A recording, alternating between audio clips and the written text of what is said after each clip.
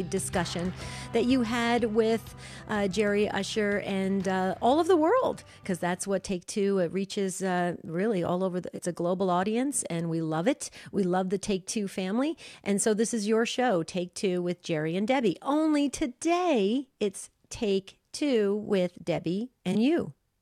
Okay, do you get that? Because Jerry's traveling. He's traveling today. Now, he may be popping in and calling in because he cannot stay away from the show. Neither can I. I love being with you guys every single weekday, which is, I really felt like something was missing yesterday when I couldn't be on the show, or even I actually couldn't listen. I couldn't listen, and I couldn't call in either. So, and that just bothered me. I was having withdrawals. It was terrible. So we hope you feel the same way about the show, because we like to introduce topics that we can all relate to. We're on YouTube and Facebook. Hi, you guys. Your chats are going strong. You get the topic, and you read it online, and then you go for it on your chats, and that's wonderful. So keep doing that. You also email us about the topics, take2 at EWTN.com. That's take2, the number 2 at EWTN.com. You can always email us. But I would really like you to call in today when I share this topic. Now, I'm going to give you a little background of how this came about. And then I really would love to hear your experience of this subject so that we can leave this brief hour together, like we always say, a little bit changed, a little bit closer to God. So that's what this is all about on Take Two with Jerry and Debbie. So here's the number, 1-833-288-3986. That's 833-288-EWTN. That should be your favorite TV station and radio station, and we hope you enjoy it. So here's the topic. Okay, we titled it, It's All About Beauty in This World. It's all about beauty in this world. Do you agree with that statement? I want to hear what your take is on this. Just look at the tabloids at the grocery stores. I mean, oh my goodness, it's unbelievable how everything, there's an overemphasis, there's a fixation on beauty in this society. And if you don't measure up to that level, something's wrong with you. Well, maybe there's something wrong with that idea. How about that? Can we look at it that way? This is a topic that really gets me going. I don't know what it is. It just irritates my spirit, if you will, because I just think that people are literally dying to try and get beautiful so they can be loved and accepted. And they're going under the knife, and they're making all sorts of changes to their physical appearance to try and be loved, because that's what the world, I'm going to emphasize that. And as my religious education hat's going on. See, I don't have Jerry Usher here to kind of say, Deb, this isn't, you're not in the classroom right now. But I am right now, because I have the microphone all to myself unless Rich Jesse cuts me off. Okay, but here's the thing. He's our producer, by the way. And by the way, we have a great team. Rich Jesse, our producer, Jeff Burson on social media, and Ryan Penny's answering the phones. But this really just gets me, this idea of what is considered beautiful. Now, you heard the famous quote, beauty is in the eyes of the beholder. And what that famous saying means is that the observer determines what is beautiful. Well, we have let the world determine what is beautiful. That's ridiculous. That doesn't help us as Christians. We need to redefine this idea of beauty. I want to just point out Saint Teresa of Calcutta, Mother Teresa. Mother Angelica. I was just thinking about her just a few minutes ago, so that's why her name came to mind. But Mother Teresa, when she was walking the earth and ministering to the poorest of the poor, okay, tiny little lady, like 4 foot, 4'10" maybe, and hunched over. A huge amounts of, just huge amounts of wrinkles and just aging and sun damage, if you will, because I don't know if she used maybe sunscreen when she was walking the streets in India, helping the poor and the sick. So from the world's standpoint, she would not be considered beautiful. But when I shared this before, when I saw her on stage through binoculars in Arizona, when she came to Arizona, and I was in the nosebleed section, very far away of the stadium, and she was on the makeshift stage that they had put out on the field, and I saw her through binoculars, and oh my goodness, was she beautiful. She radiated beauty. But the world would have said, "Are you crazy, Debbie? What is the matter with you? She's not beautiful. Look at her. She looks tired and she's aging, and she's not even aging well, and all the things that the world would have said." But she was just beautiful. Now, was that her inner beauty coming out and just spewing it all over everybody who observed her? Absolutely. I think so. Because I didn't know what I was going to see when I looked through those binoculars. I didn't know. But when I found her, she was so tiny and hunched over, I said, "Oh my goodness, is she beautiful?" So here's the question. Have we lost our way with this? I mean, this is really kind of, just absurd how we have bought into this notion that we have to look a certain way, wear our hair a certain way, color our hair, wear certain makeup, make certain changes to our appearance in order to be accepted and loved. I read an article recently that said something to the effect of that if men have beards or goatees or something like that, they're more attractive to women or something like that. I'm like, now my husband happens to have a goatee, but that's just because he happens to like that. But it's so we're going to start doing that. We're going to start altering our appearance just so that we are considered beautiful. Let's talk about this. Let's really talk about this.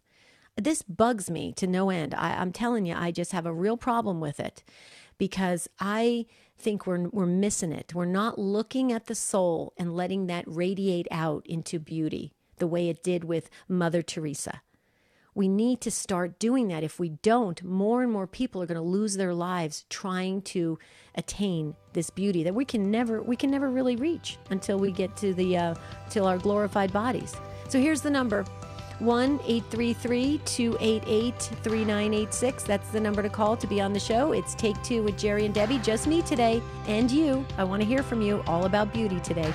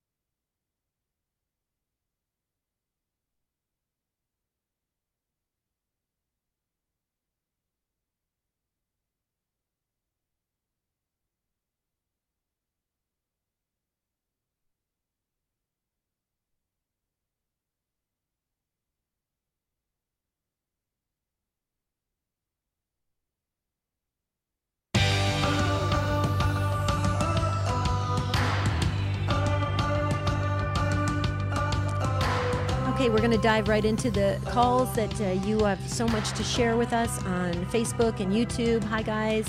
I know you're all there with the chats. I try to answer some of the Facebook comments after the show. So if you have any comments for Jerry or I, please ask them there. If I can't get to it right now because I'm kind of trying to do everything by myself today. Well, I do have a team behind me, Rich and Jeff and Ryan, but you know what I'm talking about. I can't surf all these different computer screens all by myself. Sometimes that's why Jerry and I do this together. So when he's talking, I'm looking at stuff and vice versa. And so that makes a great team.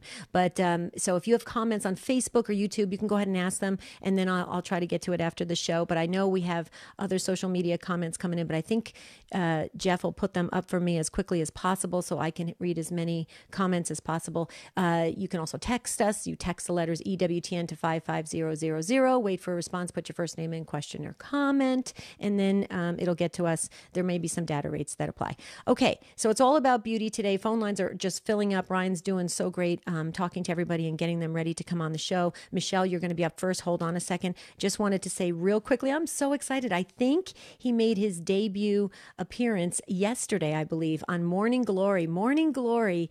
Wow. Gloria Purvis and Deacon Harold Burke-Sivers and the Morning Glory team. How wonderful is that? Tomorrow morning, 7 Eastern time. I wish I could have listened to it. Like I said, I was totally away from the radio yesterday. I couldn't get to it, but Deacon Harold Burke-Sivers, wow, what an amazing addition to the Morning Glory team. That is just a powerhouse of a show. So please, 7 Eastern time in the mornings. Check it out. You're going to get totally attached to it. Okay, we're talking about beauty today, beauty in the world. We want to hear from you. I wanted to just share this because I don't know if you have, this is just something personal. I just thought of this, but I wanted to share it. Our local theater here in Arizona, movie theater, every weekend they show old movies, black and white movies, classics. And my husband informed me, I don't know how he got through school. I just don't know how he got through school. He never read To Kill a Mockingbird. And I thought that is part of our curriculum, as I remember it as a junior high or high schooler, that we had to read To Kill a Mockingbird. And I love the movie, absolutely love the movie with Gregory Peck, and oh my goodness, just so anyway, our local theater this past weekend was showing it. So I took my husband and he loved it. I just wanted to say, folks, if you have that opportunity where your theater is showing these classics, please expose your children to them. And they're just amazing stories and what we learned. I mean, I cried at the end. I mean, I could watch that movie every single weekend. I mean, it's just incredible. Anyway, so yeah, To Kill a Mockingbird, that's what I was doing this weekend. We were watching the movie and we learned a lot. Okay, so there is one open phone line. We're talking about beauty today, 833-288-EWTN. That's the number to call. And Jerry Usher may be popping in or he may not, but I'm sure if he's listening. Jerry, we miss you. We'll see you tomorrow. Michelle in New Bedford, Mass. On Ave Maria Radio. Hi, Michelle. You're first up here on Take Two with Jerry and Debbie. Hi, Debbie. Thank you for taking my call. I listen to your show, but I'm not a regular caller. But I had to call in because this subject gets on my nerves big time, too. I'll give you an example. Over the weekend, I was at a friend's house, and we were watching TV. Now, I'm not a big TV watcher. I watch YouTube mostly. But one of the reasons I avoid TV, like the mainstream channels and all that, is this. This is one of the reasons. And I can't watch something without always observing everything I'm seeing. So I almost forget what the plot's about because I'm constantly observing how they're looking, what they're wearing, the personas they're putting off and the airs they're putting off in all these movies. And I was making a comment to my friend. I was like, you ever notice, I said, every show, every movie, every comedy, these people are always drop dead gorgeous. The women are always flawless. The guys are always flawless. Even commercials, they're flawless. And I said, and the only people that are, quote unquote, in society's eyes unattractive in any TV show, movie, or whatever, is either overweight people, or they're either overweight, which I don't think overweight people are unattractive, but you get what I'm trying to say. That the only time they make flawed people on shows is if if they're overweight, or if they're handicapped, or if they come across as an addict or poor or whatever. And I'm like, so social profiling, and those type of characters always have to have a setback in their in the part they play in the movie. But the gorgeous ones, I'm like, it's so superficial.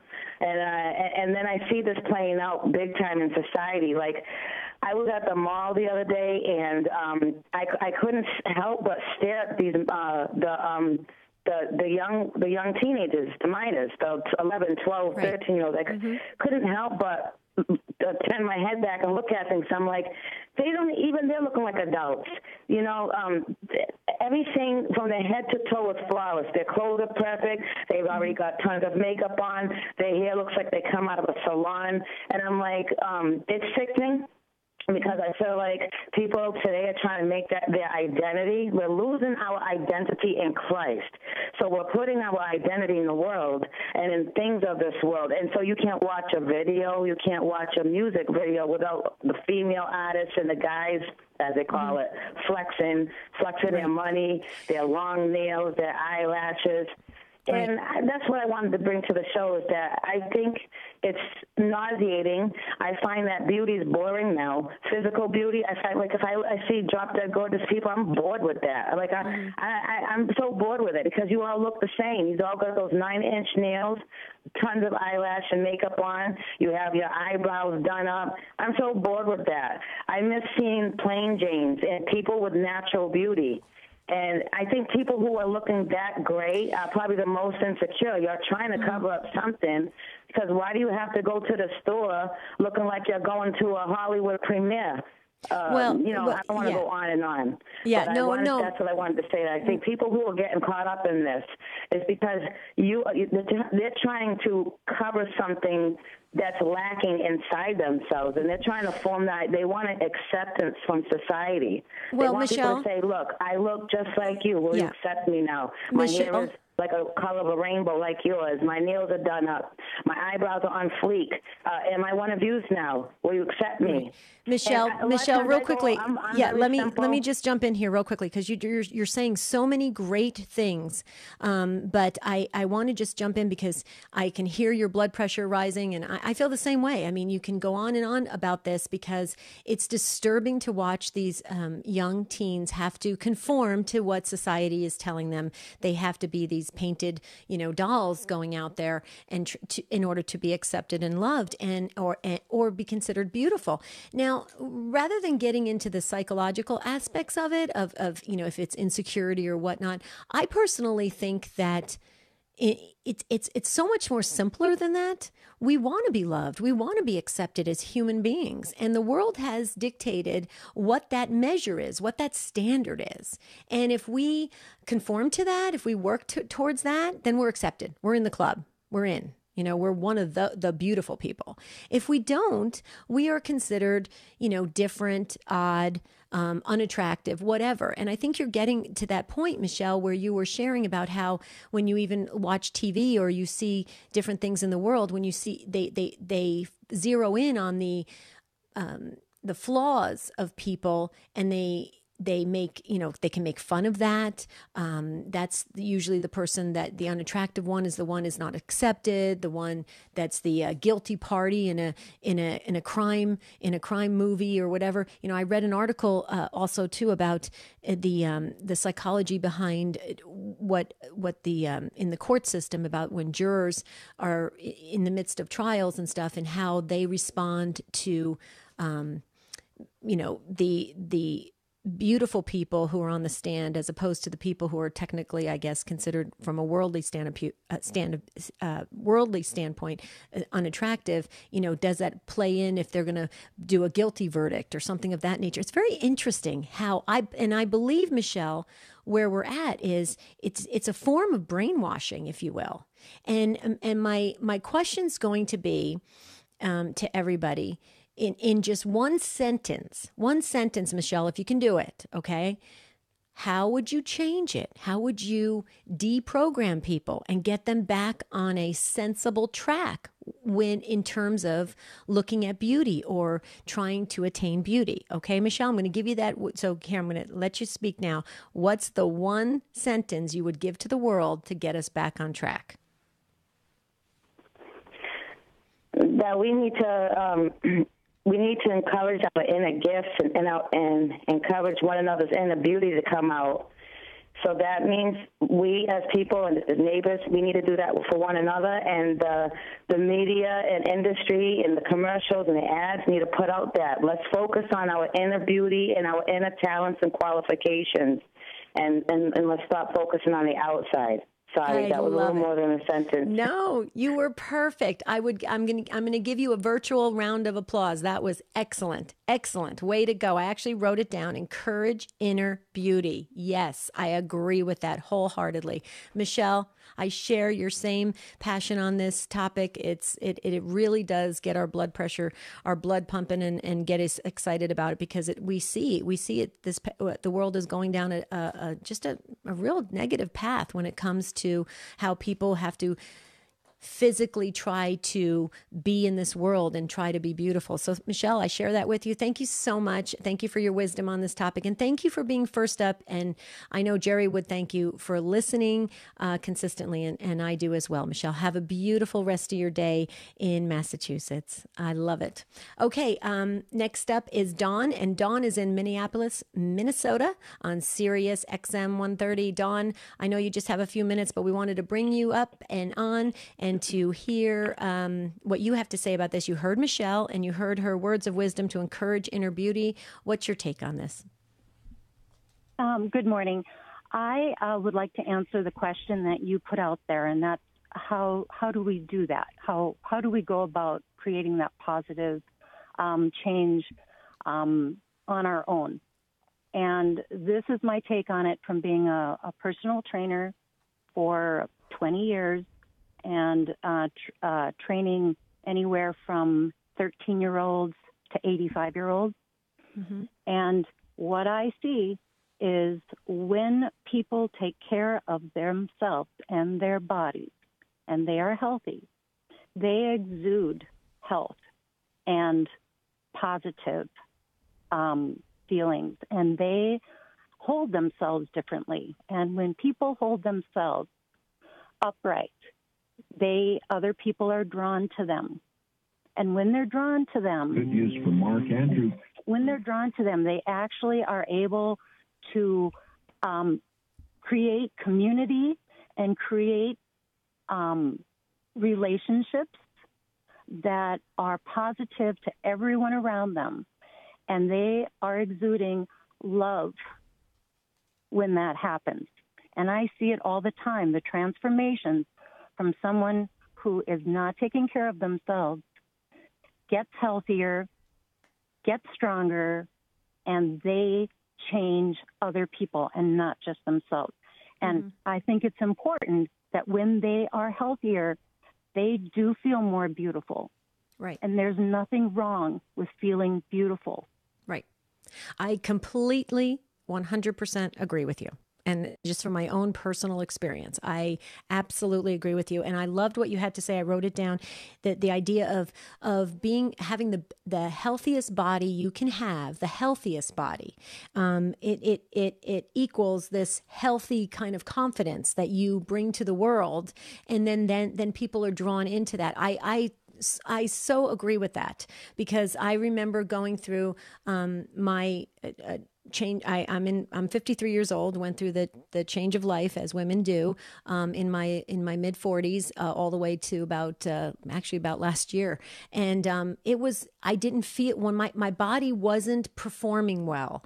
And that bothered me. And because of that, it went into everything I did, how I spoke, how I showed up in the world. I agree with you so much, Dawn. And I'm glad. I wish you were in Arizona, but you're in Minneapolis. But I wish you were in Arizona, because I would pick you as my trainer, because I just love your attitude and your outlook on this. And I think that is a very healthy view, because let me just say something. I'm not down on beauty. I don't think we should run away from it and all that kind of stuff. I think we should celebrate it, absolutely. But I just want to see the approach we take possibly is a healthy approach. And that seems like that's what you are doing, and it's having great results. Did I capture that okay, Dawn?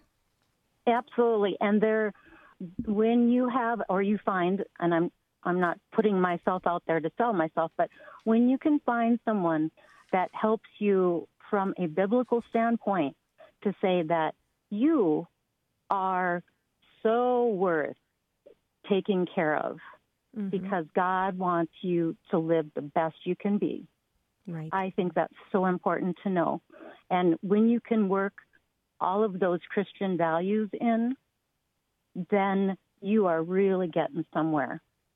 I agree. There are lots of different programs out there, but if you can find one, for example, like a living wellness, that it just brings God right into it. And when I train people, and I'm in a secular world, Dawn, I know you got to go, but real quickly, if you can hang on through the break, I'd love to bring you back on and you can share more about this. If you can't, we'll continue the conversation. But you hear that music, we've got to hit the pause button. We don't have a choice on that. When we come back, Dawn, I hope we can pick up this discussion on Take Two with Jerry and Debbie.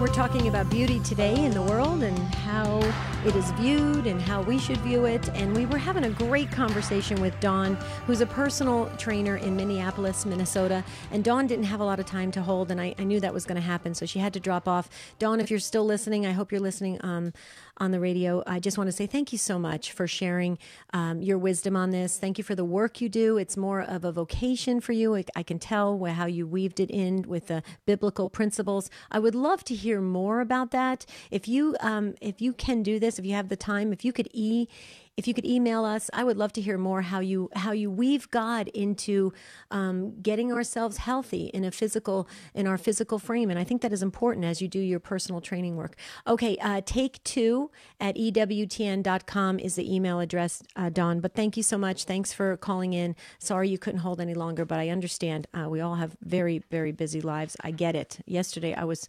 in the middle of traffic in Phoenix, and there was a time when you could get into Phoenix rather easily from the surrounding towns. But now with the We have so many more people that have moved in to Arizona, and it took us forever. I was a nervous wreck. My husband was driving. I kept my eyes closed half the time because I just thought this could be it. I just prayed. It was just unbelievable. So I understand about being busy. Okay. I don't know why I said that, but I just thought about that. Okay, Joseph. Oh, there's an open phone line. Guys, there's an open phone line. We can't have an open phone line here on Take Two. 833-288-3986. Share your wisdom with the world. It's just you and me talking today because Jerry's traveling. So Joseph in Germantown, Maryland on Guadalupe Radio Network is up next. Hi, Joseph. Welcome. Yeah, hi, Debbie. How you doing?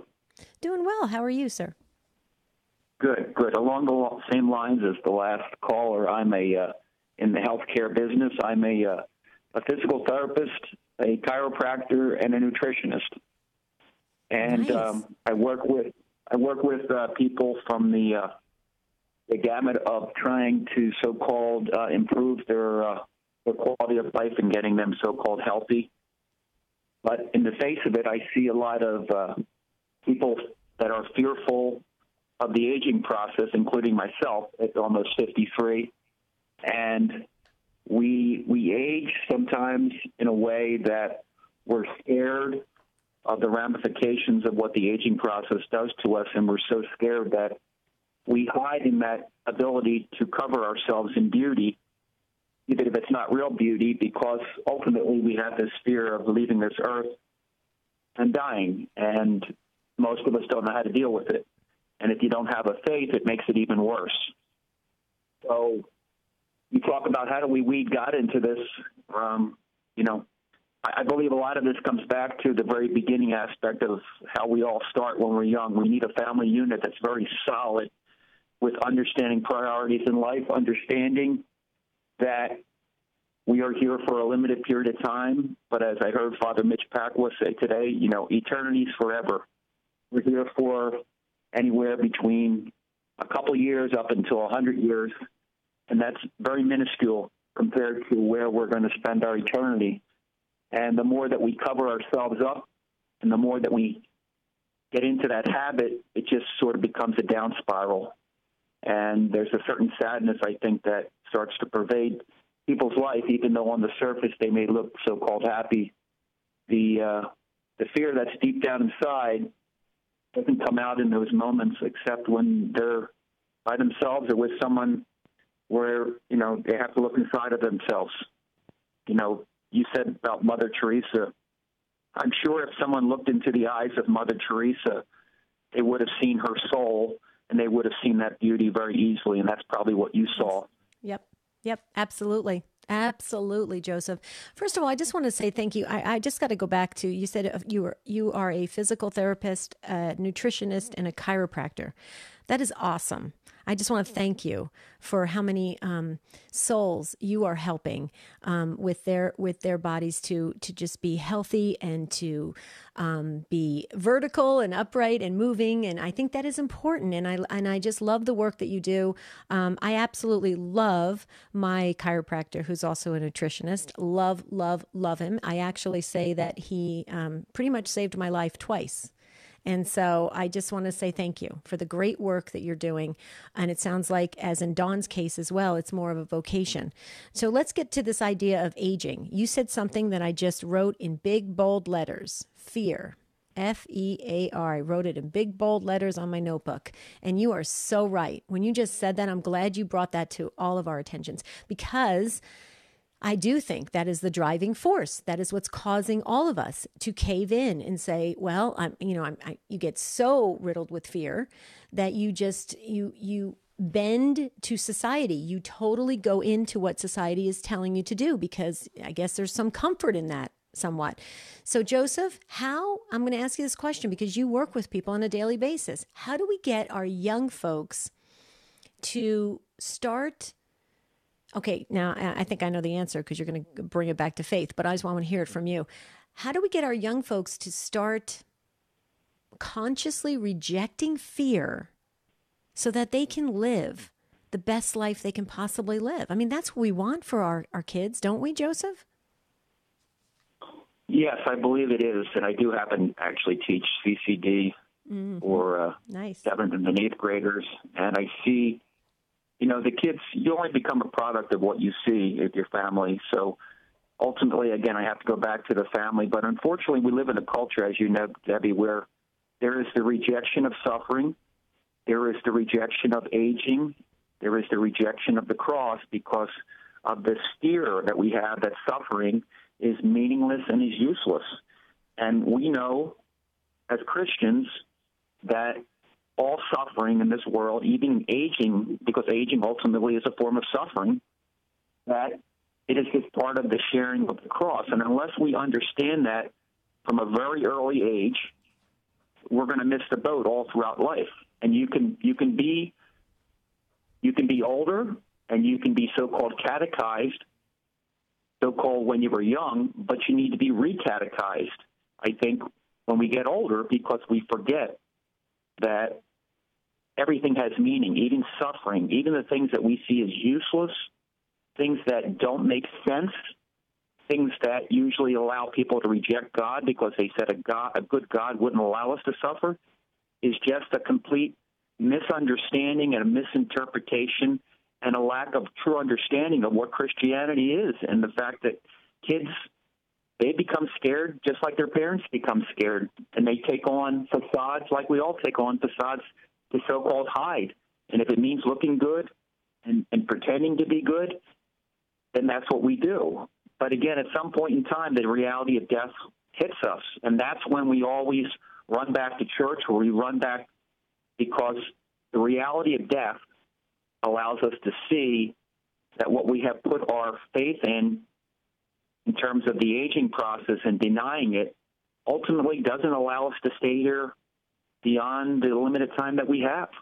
Right, right. Joseph, as you were speaking, I had an aha moment. It just dawned on me. I was thinking to myself, if we would spend the time making our souls beautiful, if we would just spend that time, that quality time. Yeah. It just made complete sense to me. I'm like, wait, that's where it starts from. This is the Mother Teresa thing. It starts from there. And then the exterior, we can do our best to make beautiful as well. But if we have wounded souls, if we're walking around completely wounded in our souls, I mean, like you just said, even if we paint all this stuff on the outside, we're still pretty unattractive on the inside, So, I mean, there's something not right there. It doesn't quite fit. It's very interesting, Joseph. You should bring that up with the kids. You said in RE classes, are they, did you say junior high or high school? They're about 7th and 8th grade, preparing for confirmation primarily. One other thing I just wanted to say along that line, as we know nowadays, what do the kids normally do when they're sitting there, or when they're even with a group of other people? Their face is in a cell phone. They're looking into a phone that basically keeps them occupied, and we've lost this idea of one-on-one time, eye to eye. We don't look at each other anymore. If you notice, the kids don't look at each other. They don't look at the teachers. Right. They don't want to make eye contact. And I think that's a major, major, major problem in our society, because how many people walk across the street looking down at their phone, not even knowing what's coming? Yeah. And it's the same thing in our life. We spend too much time, even in the presence of another human being, looking at our phone instead of just looking in the eyes of the other person and communicating. Mm-hmm. Mm-hmm. Absolutely. You don't have to tell me. I'm one of these people watchers at malls and at restaurants and stuff. I love watching how folks interact, especially couples and stuff. And I observe that all the time on a regular basis. Every time I'm out, I see that now. And it's really, in my opinion, I mean, I know there's a need for certain cell phone use. I mean, maybe there was an emergency going on or something of that nature. But let's face it, most of the time we're just addicted to the phones, and so we bury our heads in the phones. So, and that just is so, when you can have that quality time with one another, you're really not. You're not having quality time. You may think you're going out to dinner or going to the mall, but you're really having a side by side activity, which is not quality time. And so it's very interesting, Joseph. You're really striking a chord here with me on this one, because I get it. I totally get it, and I wish I could just kind of wave a magic wand over the world and just kind of change it a little and get people to go back to what's really important and the beauty of what this time, the beauty of the time that God, the limited amount of time that God has given us here on this earth so that we can do the best we can do. And then for all, like you said, Father Mitch Pacwa said, we can go for all of eternity in those beautiful glorified bodies. And how amazing is that? And I think, Joseph, thank you for adding to this discussion. You were awesome. Keep up the great work. Call in anytime. We'd love to hear your voice again. I know Jerry would as well. So thank you so much, Joseph. God bless you. We're going to move to Abby because Abby, I got to give Abby our virtual patience award. Abby has waited almost the entire first half of the show. I cannot believe it, Abby. You get the Virtual Patience Award in Westerville, Ohio on Living Bread Radio. Hi, Abby. Welcome. Hello. How are you? Doing well. How are you? I'll take that. Very good. I'll take that award and I'll tell my husband I got it today. Yeah, you got it's a coveted award, just to let you know. Hey, I let it go straight to my heart and warm it. I have a different take on things. My background is actually something that would be novel to today's conversation. And it's funny, I think it's a God thing because when your question that you posed was about beauty, the very first thing I thought of is what I do work-wise. And that is, I actually have a business where my career and passion is with nutrition. And primarily, a lot of people need to lose weight for their health. And I have found that, of course, it affects their self-esteem, which I don't believe is a bad thing. Also, skincare and makeup. So I'm on the other spectrum, is what it would appear like at first. But I do not believe that we or I are caving in. We are managing our life, and I think it's all about balance. Look at all the people that say, oh, she's beautiful inside and out. That's, I don't think, a bad thing to say. And we are human, so we have to meet that humanness. But most of us are attracted to that glow. When I heard the exercise expert mention that, there is a glow, there is possibly a sense of confidence that comes with it. Also, I had the idea about, look at our statues of Mary. I have yet to ever see an unattractive statue of Mary. And it's not like Mary has false eyelashes or any of that, in which I don't do either. But we are attracted to beauty, and sometimes it is somewhat universal within the United States. So I like to use this as an opportunity to connect with others and to affirm. But again, balance in all things. I don't even allow a customer to buy a lot. I will show her, you don't need to do that to take care of your skin, which we do need to take care of our skin because of skin cancer and other things that can happen. And the skin is the largest organ that we have. But, you know, we are human. Balance in all things is what I think.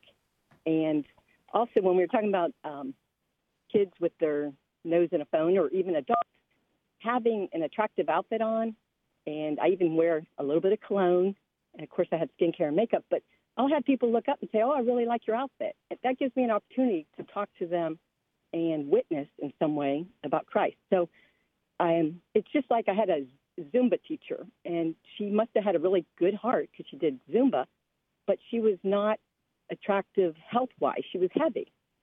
So no one was really drawn over the years to go to her class. I don't know if all that makes sense, but we do have eyes, and I think we're human, balance in all things. And also I use this skill to go to homeless people and women's shelter. Again, a little goes a long way, and I usually give them a little bit of a neck rub. So I just, I think balance, all in balance is okay. And again, that the idea about Mary's statue is never unattractive or ugly. Well, you know, I have to tell you something. Yeah, no, I have to tell you something, Abby.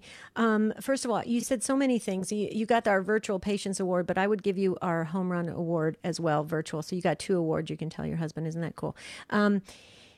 Here's the thing. You said something about the idea that self-esteem comes from, when we take care of ourselves. I totally agree with that. I think that was brought out by some of our other callers and some of our emails that are coming in. But you said something interesting that I just wanted to focus on. You said about enhancing the beauty, and that I totally agree with you. I mean, I wear makeup. You guys can see me on Facebook and YouTube. I wear makeup. I curl my hair. I dye my hair because I have a lot of gray hair. Okay, so I totally agree with that. And in balance, and absolutely in balance, you brought out that as well. I couldn't agree with you more, but you used the word enhance. And I just wanted to say something that to me, that really hit home for me, because I think, and actually one of our listeners, Marianne, just weighed in right as you were talking, and she agreed with you in the same way. There's nothing wrong with she says there's nothing wrong with a little makeup, especially when you go out. It just makes you feel presentable, no different than wearing non-sloppy clothing. And so when you use the word enhance, and I definitely agree with that. So what you're doing is you're enhancing some of the features that God has gifted you with, and that's beautiful. That is a beautiful thing, and different from falsely creating it. And I think that's where some of our other callers and listeners were zoning in on, is this idea of, are we falsely creating beauty just because society tells us that's the standard? Now, enhancing our own God-given gifts, I think, is very healthy. Is that an interesting angle, Abby, I just picked up on, or am I way off? No, that's exactly right. But I have to admit, I don't remember saying enhance, but yeah, it sounds good.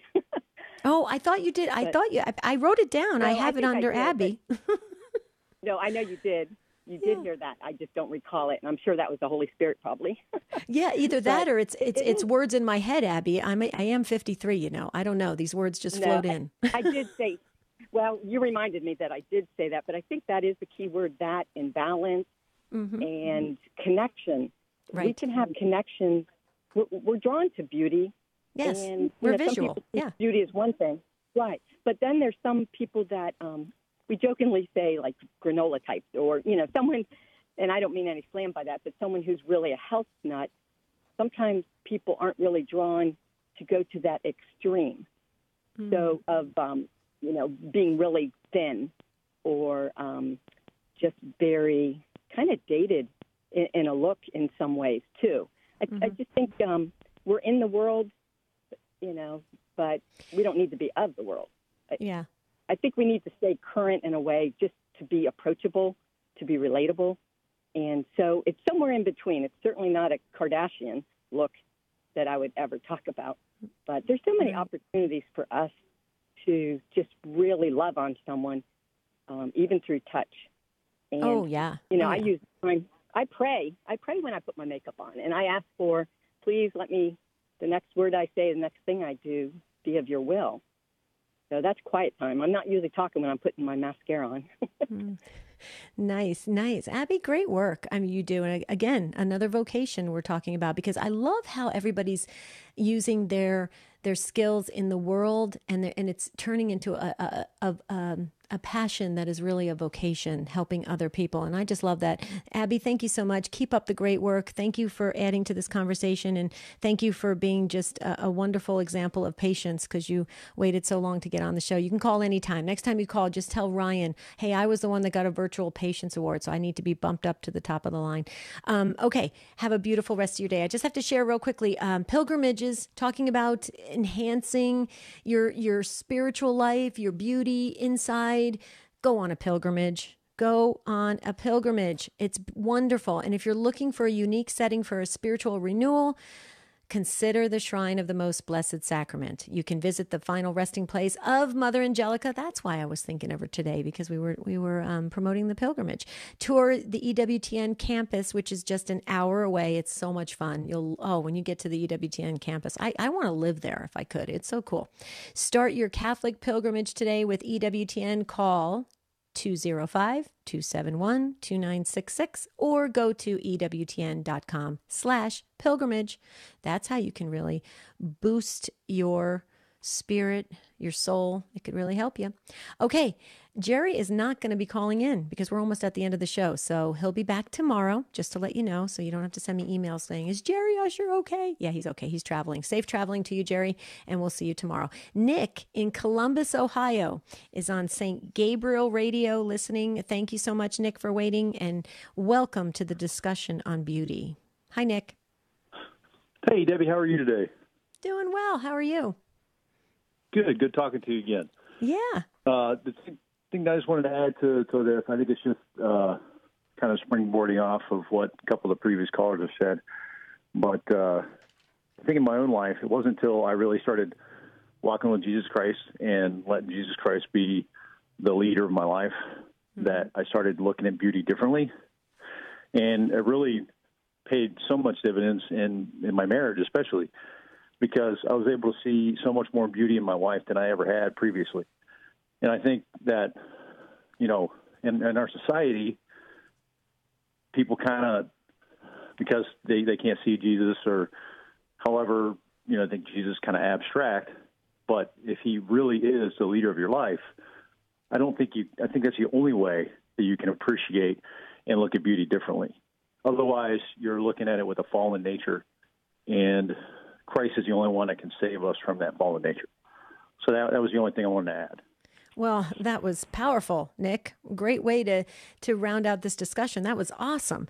Nick, I so agree with you. I think the most attractive thing I can see with my eyes, because we're visual, beings, and we are attracted to certain things. I love when I see men praying.